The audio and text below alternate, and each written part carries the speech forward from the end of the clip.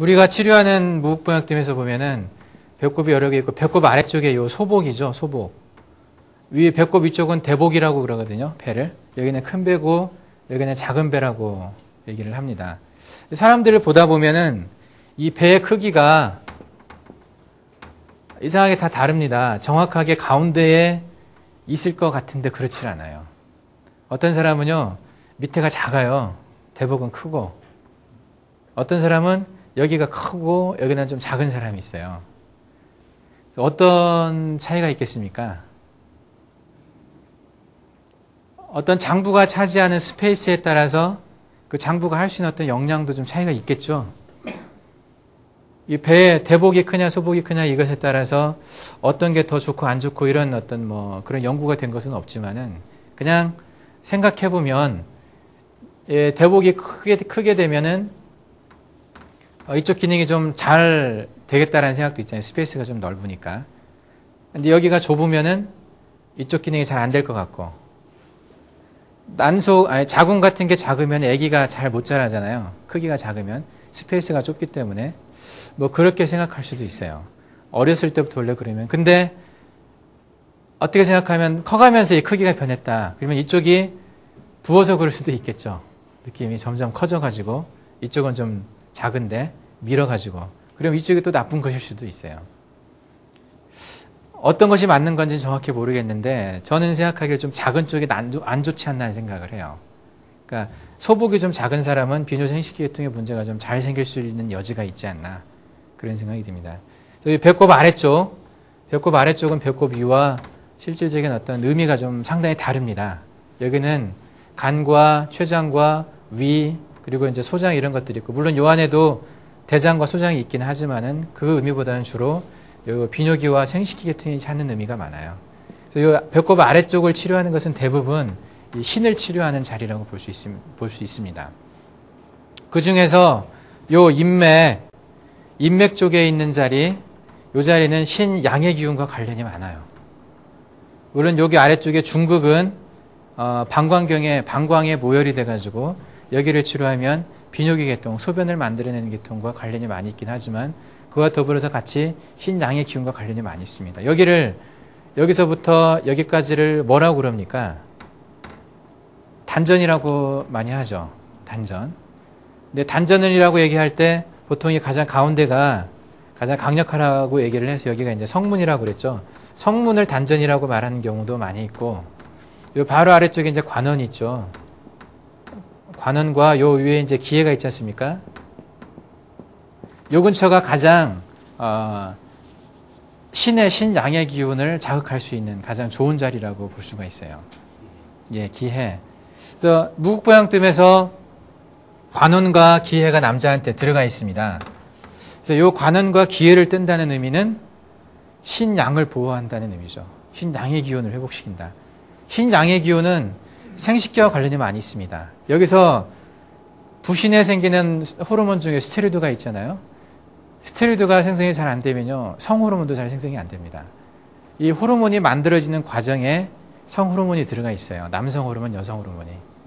같은 원료를 쓰고 있다는 거죠. 이 기능이 약해지면은 생식 능력도 많이 떨어집니다. 성호르몬이 적으면 그 성의 원래 액션이 좀 약해지겠죠. 남성으로서 여성으로서. 근데 요곳에 이쪽에 이제 뜸을 떠서 기해나 관원 쪽에 뜸을 떠주면 이 힘이 강해지기 때문에 그 성적인 능력들이 이제 향상이 됩니다. 성욕도 증가가 되고요. 그리고 발기가 안 됐던 게 발기가 잘 되기도 하고, 그리고 몸 전체에 불끈 힘이 돋는 느낌이 들죠. 그런 느낌 혹시 가져보신 적 있습니까? 남자분들 중에 뜸 뜨다 보면 여기 떴을 때 좀 힘나는 느낌 들지 않아요? 예, 뭐 끄덕끄덕 하시는 분들이 많이 있는데 저도 그런 느낌 받아본 적이 있거든요. 그 중에서 기해보다는 관원 쪽이, 요 아래쪽이 더 그랬던 신양의 기운에 좀 강한 자극을 주는 것 같습니다.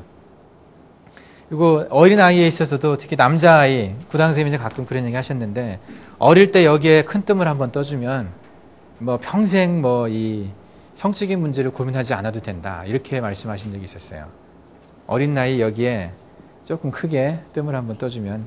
근데 이제 요즘 어떤 부모가 어린아이에 흉터 당기면서 여기를 뜰 수 있겠습니까? 좀 웬만한 강신장이 아니면은 못하겠죠. 그렇게까지는 못하더라도 우리가 뜨는 그 조그마한 반미립대 정도 수준으로 한두 달 정도 떠주면은 훨씬 나을 거라는 생각이 들어요. 우리 큰애가, 저는 우리 큰애 작은 애를 두고 이제 시험을 많이 해봤습니다. 이게 일부러 그런 건 아니고요. 뭐 다른 방법이 없으니까. 돌아다니다 보면 또 제가 약을 잘 신뢰를 안 하거든요. 약의 한계를 잘 알고 그 약이 갖는 함정을 제가 잘 알잖아요. 당장은 좋아도 이게 나중에 가져올 어떤 그 밸런스를 깨트릴 수도 있다는 그런 불안감이 있기 때문에 웬만하면 약을 안 쓰고 치료를 하고 싶은 마음이 있어서 뜸을 뜨는데, 우리 애 감기 걸릴 때 예전에 저희 애가 굉장히 작게 태어났어요. 2.2kg로 태어나가지고 또 10일 동안 신생아 중환자실에 있었어요. 태어나자마자.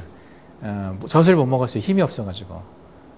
어릴 때 태어나자마자 힘이 없으면 그거 신기 좀 부족하겠죠. 아무래도 전체적으로 몸에 힘이 약하기 때문에 이제 그렇다고 볼 수도 있는데, 그래서 저희 애는 관원을 좀 많이 떴어요. 자주. 그 뒤로 요즘은 감기도 잘 안 걸립니다. 애가. 감기 걸려도 그냥 살짝 지나가는 경우가 많고요. 힘이 참 좋아졌어요. 보면 우리 큰애 보면 단단해 보이지 않습니까? 보면 힘 참 셉니다. 애가. 어릴 때 그렇게 비실비실했었는데 그 신생아 중환자실에 있을 정도로. 그래서 여기하고 앞쪽에 요 자리하고 등 쪽에 이제 신유가 있죠. 신유 요렇게 이제 짝을 해주면은 기본적으로 신양의 기운을 많이 강화시켜주는 그런 기능이 있습니다. 근데 비뇨기 계통의 기운을 더 강화시켜주고 싶다. 그러면 조금 더 중국으로 내려가고 옆에 수도가 있죠. 여기를 뜨는 게 나올 수 있습니다. 남자한테도 중국 수도가 비뇨기 계통이 더 강합니다. 여자한테만 그런 게 아니고요. 보통의 경우, 그래서 여자도 마찬가지로 비뇨기 계통이 큰 문제가 없으면은 기에 관은 뜰 수 있습니다. 여자도. 뭐 성문도 뜰 수가 있고요. 저는 그 노인들이나 뭐 이미 그 아기를 가질 수 있는 나이가 지난 분들한테는 성문을 잘 뜹니다. 여자들한테도. 그리고 중국과 수도를 떴을 때 여자가 좀 신의 양의 기운이 좀 부족한 느낌이 있을 때는 음교에다 또 추가를 할 수가 있어요. 이렇게. 그래서 이쪽은 주로 비뇨기 계통의 의미가 강하고, 물론 반전 쪽에 있기 때문에 신양의 기운을 올리는 느낌도 있습니다만은 비뇨기 계통 쪽이 강해요. 제가 호주에서 결석이 있었을 때 기의 관원을 안 뜨고 중국 수도를 떴습니다. 결석 때문에 이제 굉장히 힘들었던 적이 있었는데, 그 응급실에 갔다가 퇴원을 해서 그 뒤로 출창 중국과 수도에 뜸을 떴어요. 기의 관원을 안 뜨고. 그 뒤로는 재발하지는 않았거든요. 지금 2년이 좀 넘었는데도 그 뒤로 한 번도 재발을 하진 않았습니다. 가끔씩 이제 그 결석의 공포를 제가 가지고 있어요. 호주에서 있었을 때가 3번째 어택을 했던 거였거든요. 그 결석 겪어본 분들은 아시지만 얼마나 괴롭습니까? 차라리 죽는 게 낫다는 생각이 들거든요. 그 화장실에서 막 토하고 막 떼굴떼굴 굴르고 그랬는데, 가끔씩 꿈에도 나타나요. 그때 고통이. 몽골에서 이거 걸리면 어떻게 하는 줄 아십니까? 병원에서 결석 걸리면 콩팥 떼버립니다. 그냥. 무서워요. 그냥. 참 겁나는 동네예요. 그 동네가. 웬만하면 떼버려요. 그냥. 웬만하면 다리 잘라버리고요. 그 다리 잘린 사람 좀 많이 봤어요. 거기서. 콩팥 뗀 사람 많고, 담난도 막, 뭐, 떼다가 죽은 사람도 많고요. 그 수술 부작용으로. 그러니까 무서운 동네예요. 그래서, 결석 걸리면은 이제 그 병원 가면 안 되거든요. 예, 콩팥 떼이면 곤란하니까. 근데 그 아픈 거 참고 또 한국까지 다시 오기도 좀 그렇고요. 그래서 좀 상당히 마음속에 어떤 불안함이 좀 있었어요. 이 결석에 대해서. 그래서, 근데 요 중국 수도를 뜨고 나서 그들 재발이 한 번도 없었어요. 남자한테도 비뇨기 계통의 문제 있을 때는 한번 이쪽을 트라이를 해보십시오. 이건 여성 전유물이 아닙니다. 그리고요, 기에 관한 남자만 뜨는 자리 아니거든요. 여자도 뜰 수 있습니다. 의미가 좀 다르다는 거죠. 예, 신을 보하지만은 생식기 계통과 비뇨기 계통. 특히 여자 같은 경우는 왜 여기를 많이 뜨냐면은 여성분들이 신기가 좀 떨어지면서 나타나는 증상이 요실금이 나타나요, 되게. 소변을 자주 보고 그 요실금을 치료하는 자리가 중국 수도거든요. 그래서 이쪽을 좀 많이 뜨는 경향이 있어요. 여기 중국 수도를 뜨면서 기회관원까지 뜨면 너무 많잖아요. 그러니까 신양을 보하는 의미가 좀 약하긴 하지만 여기만 해도 신양의 기운을까지 같이 도와줄 수 있기 때문에 좀 뜨는 거죠. 예. 그게 좀 부족할 때 생식기, 특히 이제 난소의 어떤 기운, 그것이 이제 신양의 기운, 여성 생식기의 기능이거든요. 난소에서 만들어낸 에스트로겐이나 그런 호르몬들이 가진 역할이 참 큰데 그것이 좀 부족해서 나타나는 증세라고 느낄 때는 음교를 같이 떠주시면 좋습니다. 같이. 조금 나이 드신 분들은 성문에 하셔도 좋고요.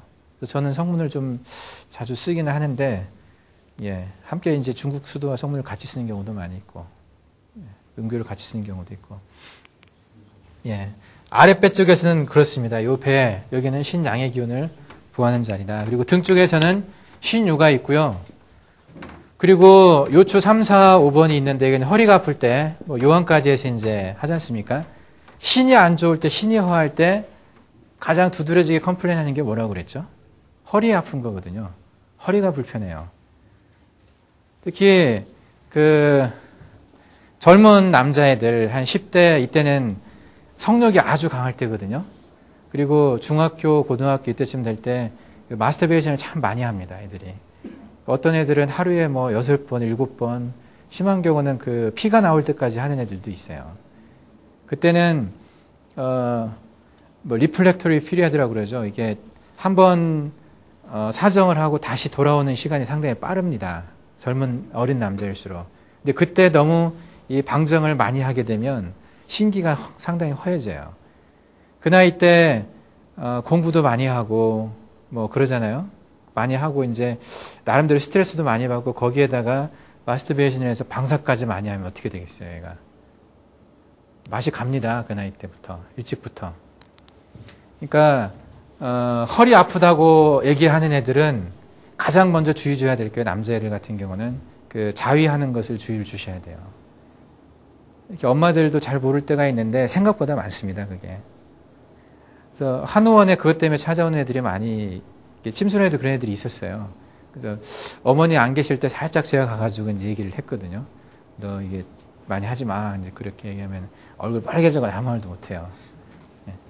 또 그러다 보면 이 뒤쪽에 이제 허리 부분에 그냥 이 얼룩달룩한 거 좀 생기고 그래요. 이게 신기가 허할 때 많이 그러거든요. 어린애가 이런 게 생긴다. 그런 애도 신기가 좀 허한 거예요. 물론 신기가 허해지는 게 이 방사 때문만은 아니죠.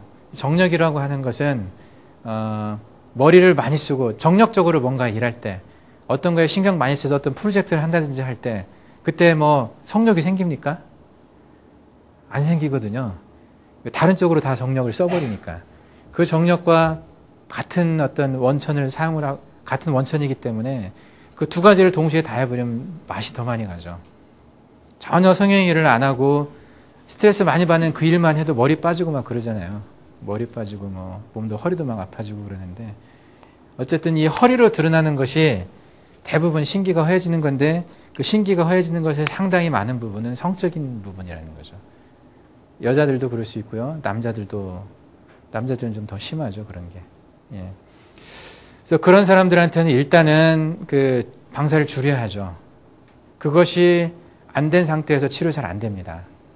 그런 것들을 좀 알려주실 필요가 있고 그러고 나서 이제 신유와 이쪽만 보여줘도 상당히 많이 좋아지죠. 허리는. 근데 실질적으로 근골격계 이상이 와서 디스크 증상이 있다거나 그럴 때는 이제 요추 3, 4, 5번 하고 방사통이 있을 경우에 요한 그리고 요 두납 같은 데 침을 넣고 뜸을 뜨고 이제 그렇게 하죠. 여성 질환에 있어서 이 자궁 쪽에 이제 문제가 생기는 경우들은 요 차료라고 하는 데 있죠. 차료에 또 영향을 많이 줍니다. 남자도 전립샘이나 이런 데는 차료가 영향을 많이 주는 자리고요. 이런 곳에 치료를 해주면은 비뇨생식기 계통에 이제 좀 호전이 올 수가 있습니다. 이게 이제 좀 총론적인 얘기인데 이 정도 개념만 가지고 해주셔도 많이 좋아집니다. 그리고 신은 신 하나만의 문제가 아니라 다른 장부가 다 연결되어 있다고 그랬죠. 모든 장부가 마찬가지인데 요 하나만 하면 효과가 훨씬 적어지고요. 그래서 무극보양뜸을 뜨셔야 돼요. 한 장부 간만 이상이 있는데 왜 비를 치료하냐. 간에 해당되는 자리만 뜸 뜨자. 물론 그렇게 해도 효과는 조금 있을 수는 있겠지만은 이 장부끼리 이렇게 맞물려 있는 것들을 생각을 하시면은 전체를 다 같이 치료하는 게 상당히 중요한 의미가 있습니다. 무극보양뜸이 갖는 의미가 그래서 아주 큰 거예요.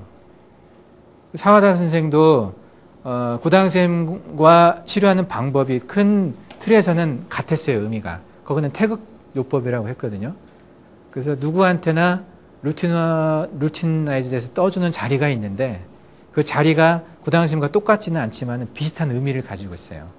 구당 선생님은 몸통 쪽에 유무효를 주로 썼지만 사화단 선생님은 주로 원효를 많이 썼다고 그랬죠. 팔다리 쪽에 원효를 많이 떴습니다. 근데 효과는 비슷하다고 생각이 돼요.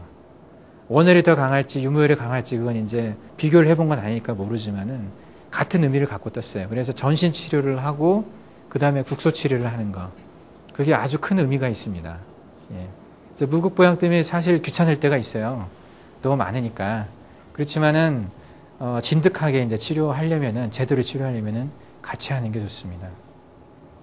지금 간단하게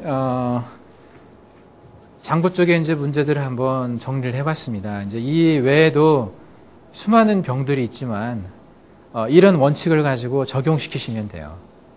여러분들이 병명을 잘 모른다 하더라도 뭐 병원에서 이 사람 심장이 안 좋다고 진단이 나왔다, 또는 신장이 안 좋다고 나왔다, 뭐 이런 증상을 진단을 받고 오신 분들한테는 그 장부를 가지고 접근을 하시면 됩니다.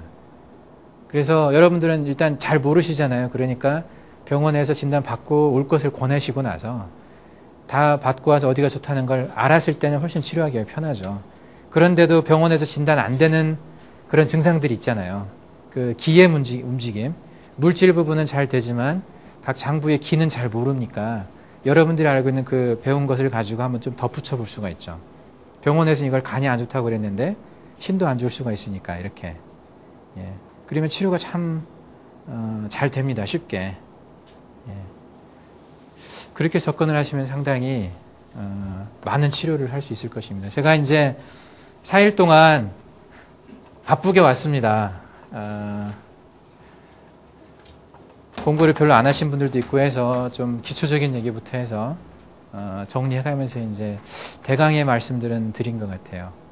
뭐 도움이 많이 되셨습니까? 네. 예. 뭐 질문 몇 가지만 받겠습니다. 혹시 하실 거 있으면 지금 하시고요. 침을 뜰 때 순서가 있는 건가요? 뜸을 뜰 때요. 순서를 가지고 하는 게 더 좋은 것 같기는 합니다.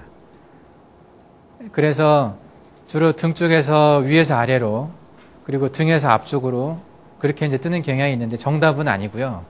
어떤 분들은 순서에 상관없이 뜬다라고 말을 했는데 신곡 선생 같은 경우는 순서에 상당히 중점을 많이 뒀어요.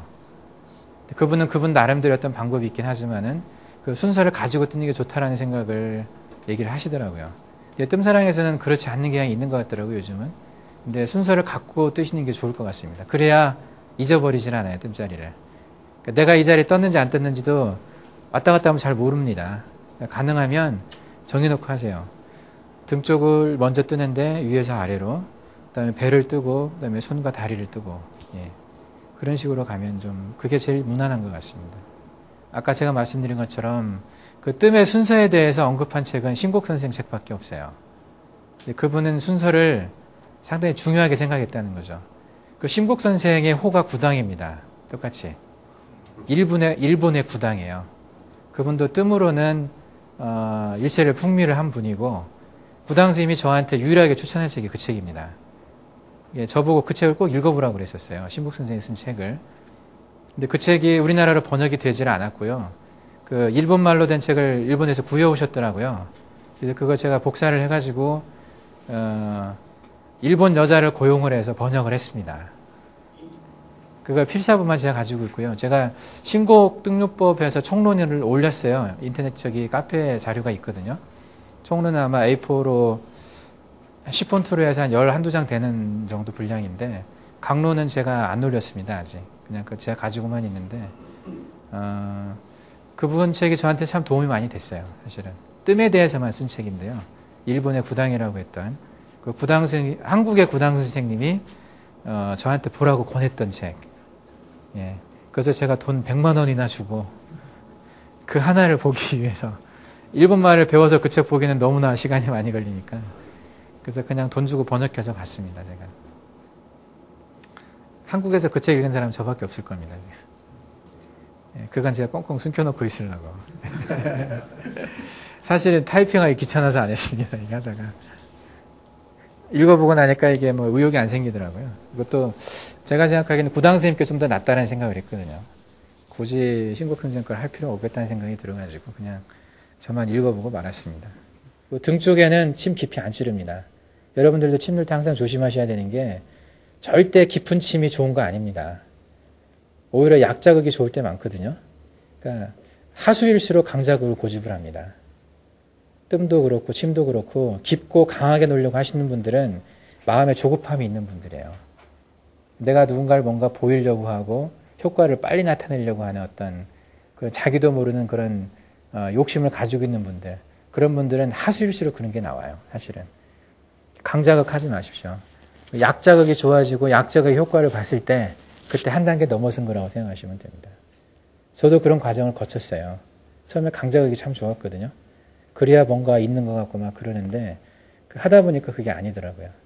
그 약한 것에 강함을 아시는 게 중요합니다. 이게 약한 게 강합니다. 어떤 때는 많은 경우에 있어서 그래요.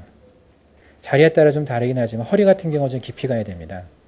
허리의 동맥 요추 3, 4번 같은 경우는 깊어야 되고 다른 자리는 그냥 서 있으면 됩니다. 예.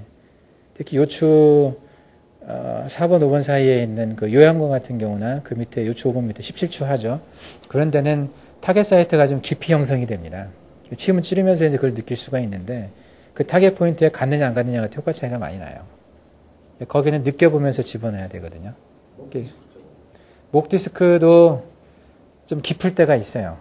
근데 목 디스크는 깊이 찌르면 겁나잖아요. 그 안쪽에 이제 버테브랄 아테리라고 있는데 그 혈관을 건드려 터뜨리시키면 위험할 수가 있어요. 예. 그 뇌로 가는 혈관이 침에 우리가 가지고 있는 침 정도 깊이면은 그걸 건들 수도 있습니다. 그러니까 목은 깊이 안 찌르시는 게 좋아요. 그거 욕심내지 마세요. 침 끝의 느낌을 확실히 느끼고 알 수 있는 사람 할 수도 있습니다. 부당 선생님도 가끔 굉장히 심장하실 때가 있기는 한데 보통은 그렇게 안 하시거든요. 거기 욕심내서 나중에 문제 생길 수 있어요. 그러니까 거기는 깊이 안 찌르시는 게 좋습니다. 예. 뜸으로 하십시오. 차라리. 예. 뜸도 좋으니까.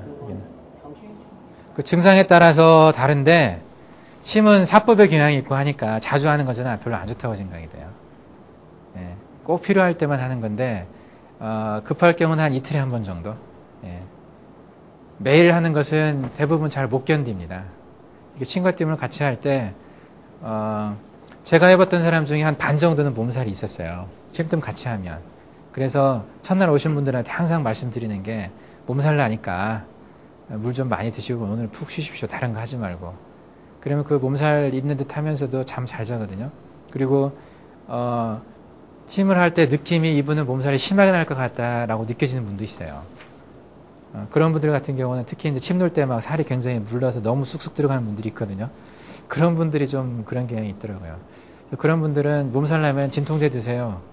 그렇게 얘기를 합니다. 그 몸살이 나쁜 건 아니니까 너무 견디기 힘들면 진통제 드시고 그냥 주무십시오. 그렇게 얘기를 하기도 하죠. 그래서 침은 자주 넣는 건 그렇게 좋지 않은 것 같아요. 꼭 필요할 때 말고는. 침은 옆에 비껴서 가지고 조금 아래나 조금 옆에나 그렇게 할 수 있는데 라인을 타고 하는 게 좋죠. 예. 침은 경혈보단 락 쪽에 가깝게 하는 게 좋거든요. 라인이 중요합니다. 예. 뜸은 경혈이 중요하고요. 침은 라인이 중요하죠. 경락이 중요하죠. 예. 이제 대충의 강의는 마치고요. 이 중에는 계속해서 이제 저한테 기도 편지도 받으시고 또는 카페에서 활동을 하셔가지고 활동하는 다 보시고 하신 분이 있는데 그렇지 못한 분들도 많으니까 제가 15분짜리 영상을 좀 편집한 게 있어요. 그걸 보시면서 제가 하는 사역을 보시고 여러분들이 어떤 사역을 할 수 있는지 그걸 좀 가늠을 해보시고요. 제가 지금 가고 있는 길이 여러분들도 갈 수 있는 길이 되거든요. 혹시 이 중에서 선교사가 되시고 싶으신 분이나 그런 분들이 있다면 제가 하는 활동은 여러분들도 하실 수 있는 것들이 되니까 참고 삼아서 한번 좀 보셨으면 좋겠어요. 프로젝트 한번 좀 틀어주실까요? 뒤에. 추운 지방에도 갔고 여기는 이제 필리핀인데요. 열대 지방에도 갔어요. 처음에는 뜸이 혹시 열대 지방에는 좀 안 좋지 않을까, 더운 지역이기 때문에 뭐 그런 걱정도 조금 했었는데 실제 가서 해보니까 전혀 그렇지를 않았어요. 작년 12월에 제가 캄보디아에 가서 2주간 있었거든요. 저기 계시는 분들 중에 지금 2분 나오셨는데 같이 가서 토탈 8일 정도를 진료를 했습니다. 그 진료하면서 처음에 오셨던 분들도 팔로우업을 했었고 했는데 뜸이 상당한 효과를 많이 보였었습니다. 그분들한테도. 이곳은 파키스탄인데 이곳에 가서 이제 히말라야를 처음 봤습니다. 히말라야에 대한 어떤 꿈을 갖게 됐어요. 이곳에 복음이 들어가기 위해서는 심뜸만큼 좋은 것이 없겠다라는 생각을 하게 됐습니다. 그리고 이제 파송을 받게 되죠. 여기가 제가 전주에서 저희 모교회입니다. 가운데 하얀 옷 입으신 저희 아버님이시거든요. 그리고 영어를 하려고 몽골로 갔어요. 영어에 제가 속한 단체가 국제선교단체여서 그 모든 회의나 이런 것들을 영어로 하거든요. 그래서 영어를 해야 돼서 이제 호주에 가서 다녔던 교회고 제가 살았던 집입니다. 이곳에서도 침뜸 팀을 만들었습니다. 저는 어디 가나 씨를 뿌리거든요. 강의하겠다고 하면 사람들이 모입니다. 관심 있는 분들이 있어요. 어디 가나. 그래서 이 중에는 한국 사람 12명하고 호주 사람 3명이 있습니다. 그래서 영어로 강의를 제가 한 게 아니고 통역을 맡아주신 분이 한 분 계셔가지고 영어로 강의를 할 수가 있었습니다. 외국 사람들도요 관심 많습니다. 침뜸에. 그리고 이제 몽골로 가게 됐습니다. 지금 우리 셋째가 있는데 안 나왔죠, 여기에는. 몽골 여름에는 참 아름다운 곳입니다. 근데 한번 갔다 온 분이 별로 다시 가고 싶지는 않다는 얘기를 했다고 그러더라고요. 아름답기는 했는데 별로 다시 가고 싶지는 않다고. 겨울에 가면은요 심란합니다. 이런 곳에 어떻게 사람이 사나 이런 생각이 들 정도거든요. 여름에는 이렇게 강도 있고요. 좋아요.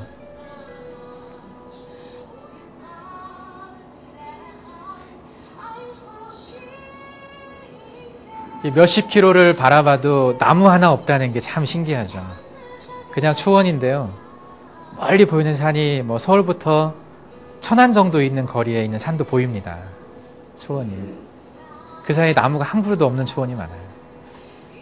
겨울에는 이렇게 매연도 많고 이렇게 불교 사원들이 많습니다. 곳곳에.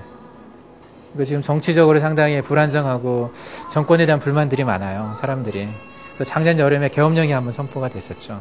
데모를 많이 하고 그래서. 제가 섬기는 샬롬 교회입니다. 이곳이. 제가 이제 한 달에 2번 설교를 하는데 저는 목사가 아닌데요. 설교를 합니다. 이곳에서는 복음을 여기 있는 전도사도 잘 몰라요. 신학교를 나왔다 하더라도 모르는 사람들이 많고 그래서 좀 훈련시키고 있고요. 여기는 기타를 가르치고 있는데 음악을 잘 못합니다. 몽골 사람들이. 악보를 잘 볼 줄 모르고 어렸을 때부터 이런 걸 접할 기회가 없었기 때문에 여기 피아노가 있는데 이 피아노 우리 민석기 집사님이 후원을 하셔서 산 피아노입니다. 그리고 거기에서 침뜸팀을 또 한 팀 가르쳤어요. 저희 교회 교인들 위주로 했는데 의과대학생 3명하고 한국 선교사님 2분이 같이 공부를 했습니다. 굉장히 열심히 했어요. 거의 결석도 없이 통역을 써서 하긴 했지만은 실습 위주로 했습니다. 경혈 잡는 거 하고 그리고 매주마다 환자를 보면서 그 환자를 보고 토론을 하고 해서요. 지식은 깊지는 않지만은 경혈 참 잘 잡습니다. 실습을 많이 해가지고. 그리고 제가 하는 걸 옆에서 늘 보고 저녁마다 이제 진료 끝나고 또 그 환자에 대한 설명도 하고 하기 때문에 상당히 잘 배우고 있어요. 이 중에 의과대학생 2명이 있어요. 이번에 올해 9월에 의사가 되는데 그 친구들은 특히 이제 기본적인 지식도 있고 하기 때문에 굉장히 열심히 하고 잘합니다. 그래서 아마도 저의 첫 번째 제자가 될 사람이 그 사람들일 것 같아요. 저는 강의는 많이 했지만은 저와 함께 진료한 사람은 없었거든요. 한국에서는. 근데 이제 여기 있는 친구들은 저를 따라서 다니면서 이렇게 제가 하는 걸 보고 같이 진료할 기회가 있습니다. 제가 몽골에 있기 때문에 이 친구들이 지금 굉장히 열심을 내고 있는데 이곳이 최근에 교회를 개척을 했던 호산나 교회라고 작년 여름에 교회를 지었는데 그 교회가 있는 마을입니다. 그래서 이 마을 사방에 보이는 곳에 병원이 없어요. 그래서 시내까지 멀리 나가가지고 가는데 대부분 사람들이 제대로 된 치료를 받을 수가 없습니다. 그래서 이 교회에서는 화요일마다, 아까 샬롬교회에서는 목요일마다 진료를 하거든요. 진료할 때마다 사람들이 제법 많이 옵니다. 그 병들도 제법 심각한 병들이 많이 있어요. 만만하지가 않습니다, 병들이. 저기 보이시는 하얀 게르 금방 지나갔는데 그곳이 교회 짓기 전에 예배당이었거든요. 근데 새로 이렇게 교회를 건축을 했습니다. 저하고 동역하는 이수정 선교사님이시고요. 여기는 아이들이 많아요, 교회에. 이 아이들이 누릴 만한 어떤 문화시설도 없고 그러니까 교회에서 조금만 잘해주면 많이 옵니다. 그리고 목요일마다 지금 침tum치료를 하고 있는 건데 사람들이 오시면은 주로 노인들이 많이 오시는데 이렇게 치료를 하기 전에 복음을 먼저 전합니다. 지금은 이제 이렇게 10여 명 있지만은 계속 오세요, 환자들이. 그래서 한 40명, 50명 정도 이렇게 오시고 막 북적북적 합니다. 그래서 이 일로 교회가 많이 알려지고 이렇게 직접적으로 복음을 들을 기회가 생기죠. 이 중에는 복음을 한 번도 못 들어본 사람이 태반입니다. 태어나서. 특히 이런 분들이, 어른들은 교회를 잘 안 나오세요. 아무리 끄집어내려고 해도 다른 방법으로는 잘 안 오시는데 치료를 해주겠다고 하면 잘 오십니다. 이것은 아까 건축하고 있는 호산나 교회 창고 건물을 개축해가지고 그 안에 이제 임시 진료소를 차려가지고 치료를 하고 있습니다. 지금 제가 가르치고 떠났는데 저 없는 동안에도 계속 진료를 하고 있어요, 몽골에서. 6개월 정도 공부를 했지만은 기본적인 것들이 이제 가르쳐주고 왔기 때문에.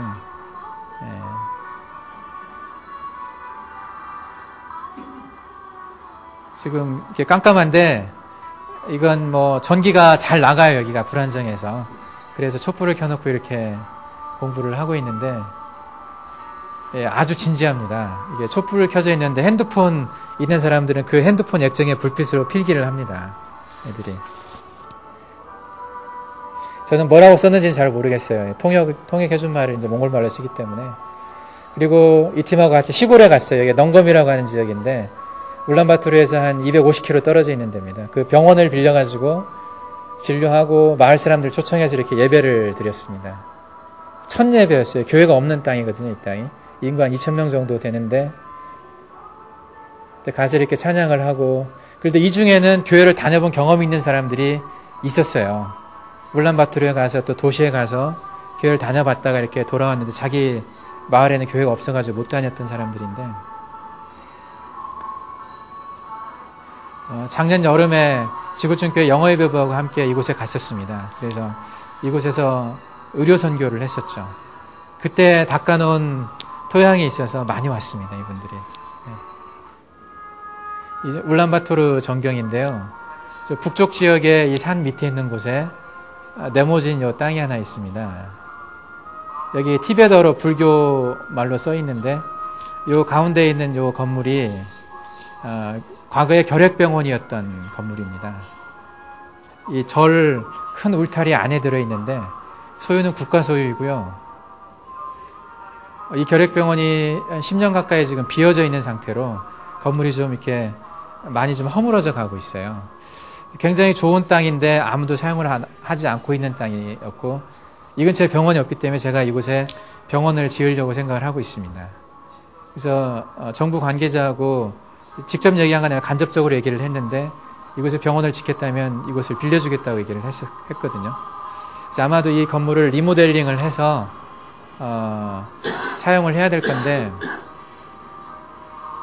저곳에 양방과 한방을 같이 할 수 있는 병원을 지을 생각입니다. 그래서 저 친구 중에 후배 중에 이제 내과 의사가 있는데 그 친구를 같이 데리고 가서 몽골의 의사들을 가르쳐서 고용을 하고 그렇게 해서 병원을 하려고 그럽니다. 주로 이제 침뜸 치료를 주로 할 거고요. 양방은 좀 보조적으로 사용을 하고 이곳에 침뜸 치료의 어떤 센터를 세우고 이곳을 트레이닝 장소로 사용을 할 생각입니다. 그래서 몽골의 크리스찬 의사들과 또 선교사가 되기를 원하는 사람들이 침뜸을 배우고 싶을 때 이곳에서 이제 임상을 경험할 수 있는 그런 장으로 만들려고 하고 있습니다. 이 터가 굉장히 넓게 잘 보존되어 있기 때문에 이곳에 이제 다른 것도 할 수가 있는데요. 이 앞에 보이는 탑들이 국가 문화재입니다. 요 안에 비석이 들어가 있어요. 몇백 년 된 비석이 있어서 이 땅을 보호하고 있는데 이 건물 바로 뒤쪽에는 저렇게 사원이 있습니다. 라마 불교 사원이 있고요. 뒤에 탑들이 있고 영적으로 아주 강한 어떤 사탄의 파워가 느껴지는 땅이에요. 그래서 보면 오랫동안 죄악이 많이 있었던 곳이고 이곳에서 라마승들이 결혼하기 전날에 첫 그 신부들을 겁탈했던 곳입니다. 옛날에는 결혼하기 전에 신부들을 이렇게 라마승들이 취하는 그런 게 있었다고 하더라고요, 이곳에. 그때 성병들이 많이 번지게 됐고, 어떤 많은 죄악이 있었던 그런 곳인데, 저희가 이제 자주 이 뒷산에 올라가서 기도를 했어요. 여기 올라가면 이 지역 전체가 쭉 보입니다. 멀리 보이는데, 이쪽 양쪽 계곡 뒤쪽으로도 쭉 집이 있고, 앞으로도 쭉 있는데, 이쪽이 이제 빈민들이 사는 지역이기 때문에, 사람이 굉장히 많이 있습니다. 시골에서 올라온 사람들이 이곳에다 터를 많이 잡고 살고 있거든요.